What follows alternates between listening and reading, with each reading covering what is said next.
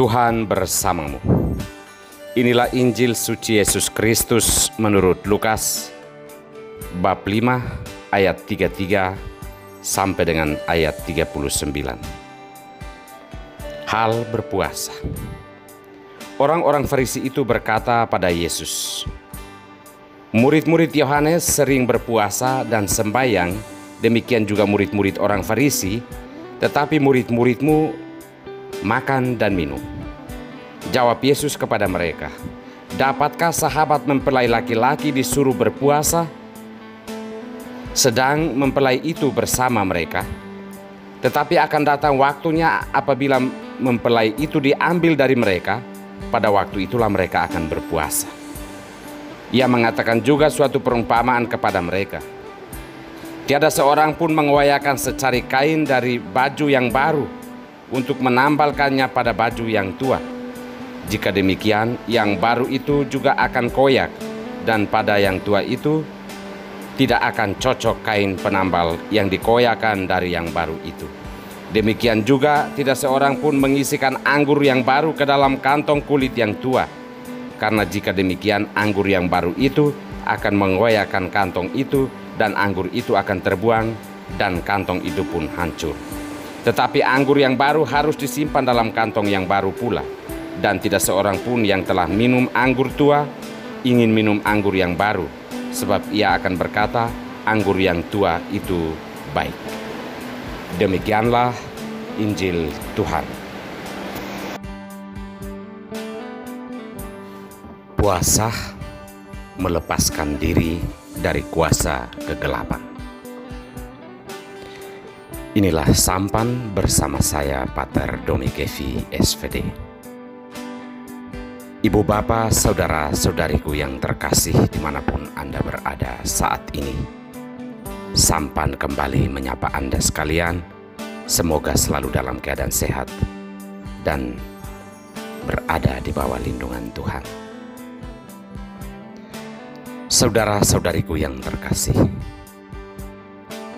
puasa berarti mengatakan tidak terhadap segala sesuatu yang memang perlu untuk dikurangi atau bahkan ditinggalkan dalam hidup, agar menghindari segala sesuatu yang merusak atau tidak penting bagi hidup. Ketika dokter menganjurkan agar seseorang yang terkena diabetes untuk mengurangi konsumsi nasi putih, itu artinya bahwa nasi putih itu tidak terlalu baik untuk proses penyembuhan diabetes. Ketika seseorang yang terkena hipertensi dianjurkan untuk puasa minum kopi dan mengkonsumsi garam yang berlebihan, itu artinya garam dan kopi akan berakibat fatal bagi mereka yang terkena hipertensi. Jelas bagi kita bahwa puasa secara umum artinya mengatakan tidak untuk segala sesuatu yang tidak berguna atau bahkan yang merusak kehidupan kita sendiri, entah yang berhubungan dengan kesehatan fisik ataupun yang berhubungan dengan kesehatan mental.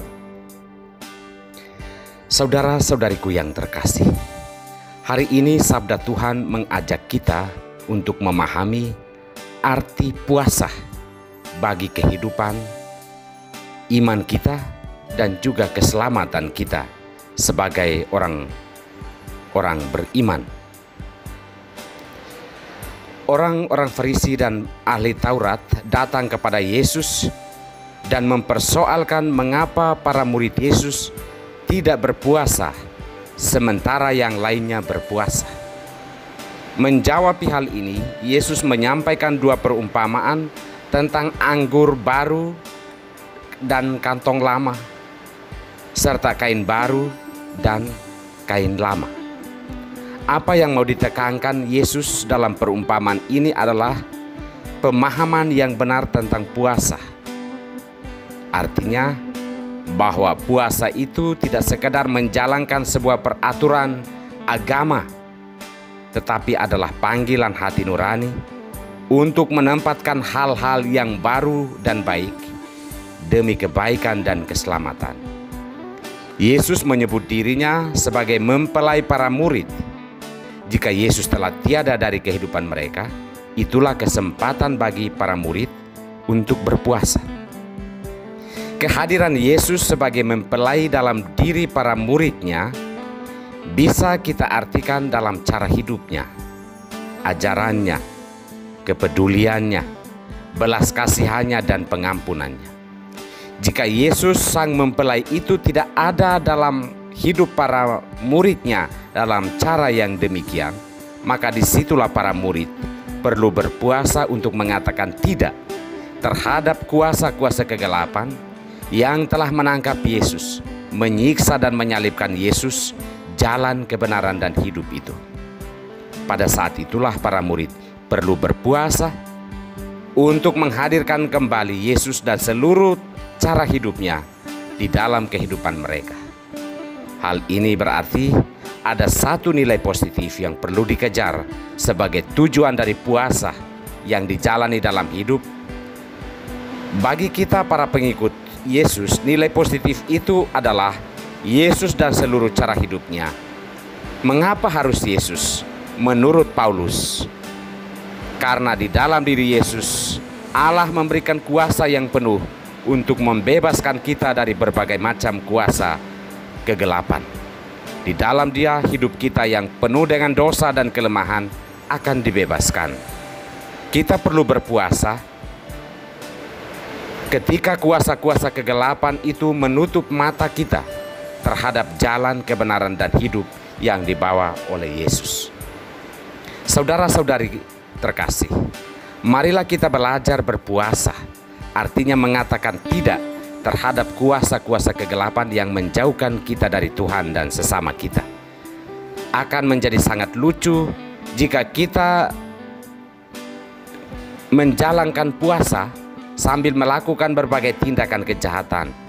Apabila kita berpuasa, lalu atas nama puasa kita menghalang-halangi rezeki dan berkat bagi orang lain. Berpuasalah untuk menghadirkan kebenaran-kebenaran hidup yang selama ini dikuasai oleh kuasa-kuasa kegelapan yang ada di dalam diri kita.